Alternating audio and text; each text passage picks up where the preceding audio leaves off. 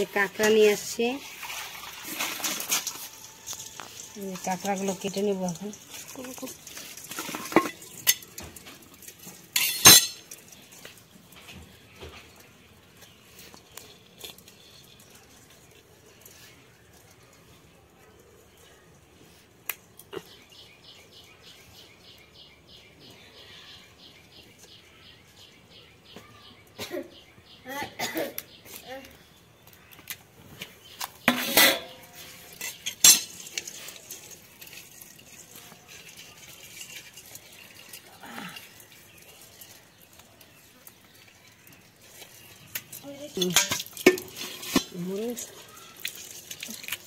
কেটে নিয়েছি, এই যে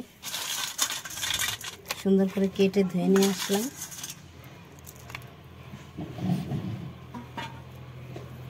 আর এইদিকে দেখো মশলা আমি সব রেডি করে নিয়েছি, আদা রসুন আর এখানে ধনে জিরা আর এখানে শুকনো লঙ্কা। আর এই যে দেখো কাঁকড়ার ভিতরে একটা ঘিলু থাকে, ঘিলুটাও ধুয়ে পরিষ্কার করে নিয়েছি, এর মধ্যে দিয়ে দেবো। এটার জন্য টেস্টি আলাদা লাগবে।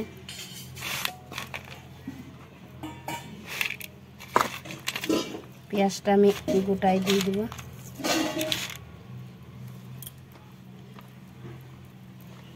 দিয়ে দেবো হলুদ গুঁড়ো, লবণ একটু লাগবে, দিয়ে এই যে সর্ষের তেল দিয়ে মাংসর মতো ভালো করে মাখিয়ে নেব।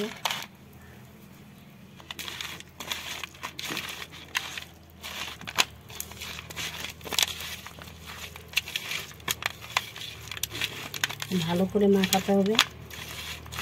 এই যে কাঁকড়ার যে ঘিলুটা দিলাম না বন্ধুরা, যখন ভাজা দিব না তখন এত সুন্দর সেন্ট বেরাবে, আর যখন ভাত মাখিয়ে নেব পুরো হলুদ হয়ে যাবে ভাত। এই যে কি স্বাদ, না খেলে জানবে না বন্ধুরা, একবার খেয়ে দেখো। এই দেখো বন্ধুরা, একটা পাতা দিয়ে দিলাম আর একটা পাতা দিলাম, দিয়ে এর উপরে এখন তেল দিয়ে দেব। তেল দিয়ে এইভাবে ভালো করে মাখিয়ে নেব।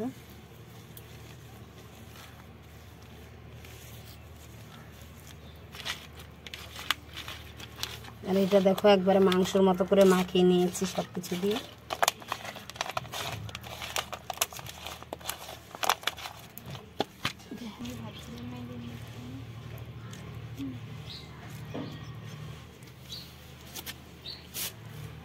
এই যে কাঁকড়াগুলো এইভাবে করে সাজিয়ে দিতে হবে।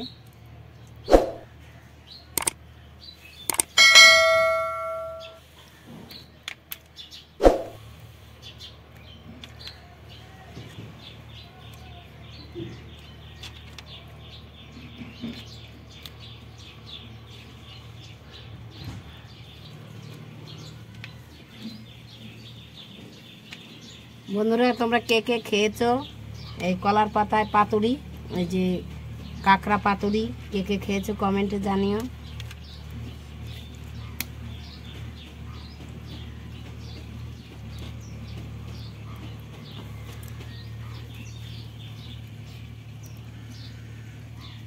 এই যে মশলাগুলো একটু দিয়ে দেই উপর দিয়ে।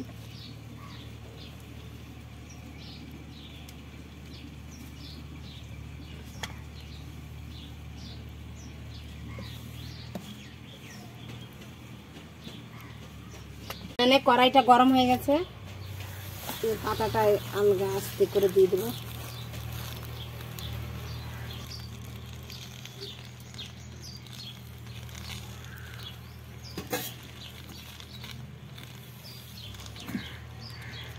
বন্ধুরা, আমি একটু ঢেকে দেব, 5 মিনিটের মতো ঢেকে দেব।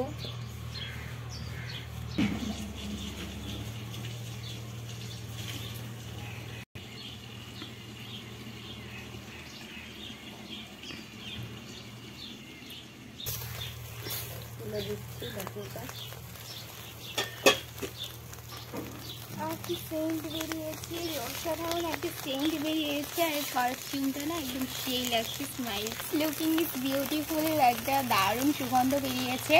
তোমরা না খেলে বুঝতে পারবে না, আমরা তো আছি সামনে তাই আমরা সুগন্ধটা আর কি টের পাচ্ছি, বাট তোমরা যখন রান্না করবে তোমরাও টের পাবে, তখন তোমরা ওয়াও ওয়াও করবে। তো চলো দেখতে থাকো। তো বন্ধুরা কত জল বেরিয়ে গেছে, আমি কিন্তু একটুকু জল দিইনি। এই দেখো এই জলে সিদ্ধ হয়ে যাবে কাঁকড়াটা। দেখো ওই যে কাঁকড়ার ঘিলুটা দিছি না, তার জন্য এত সুন্দর একটা সেন্ট বেরিয়েছে না বন্ধুরা।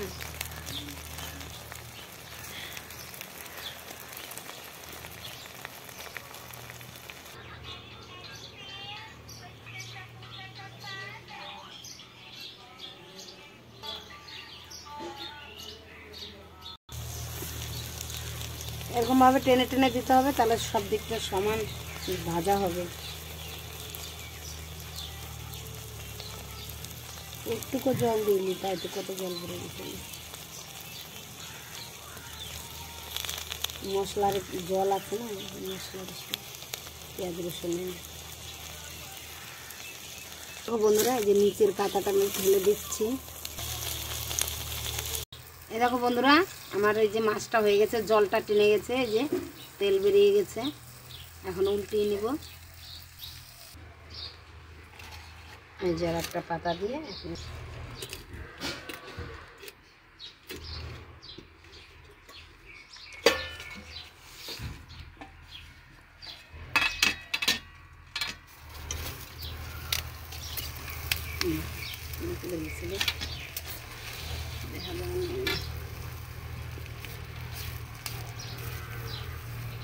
বন্ধুরা এখন একটু তেল দিয়ে দিব।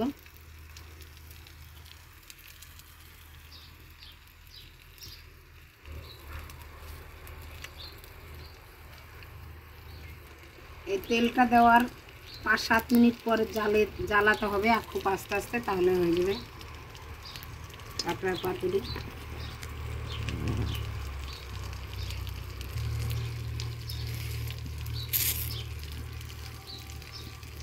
দেখো একটু দাগ লেগেছে, লাল লাল এই হয়েছে, যে এগুলো এরকম দাগ না লাগলে ভালো লাগবে না খেতে। এইভাবে দাগ লাগবে, ভাত মাখিয়ে নিয়ে পুরো হলুদ হয়ে যাবে। আর এই যে কাঁকড়ার পাতুরিটা হয়ে গেছে, নামিয়ে নিচ্ছি। পেঁয়াজ রসুন দেওয়া তো, তাই বন্ধুরা এই যে উপর দিয়ে একটু একটু দাগ লেগে গেছে। এটা খেতে বেশি ভালো লাগবে। দাগ যদি এরকম দাগ না লাগে তাহলে খেতে ভালো লাগে না। এটা একবার বানিয়ে খেয়ে দেখবো বন্ধুরা। তোমাদের এই রেসিপিটি যদি ভালো লাগে লাইক শেয়ার কমেন্ট অবশ্যই করবে। আমার চ্যানেলটিকে সাবস্ক্রাইব করবে নতুন নতুন ভিডিও পাওয়ার জন্য। দেখা হচ্ছে নতুন কোনো ভিডিওতে। টাটা।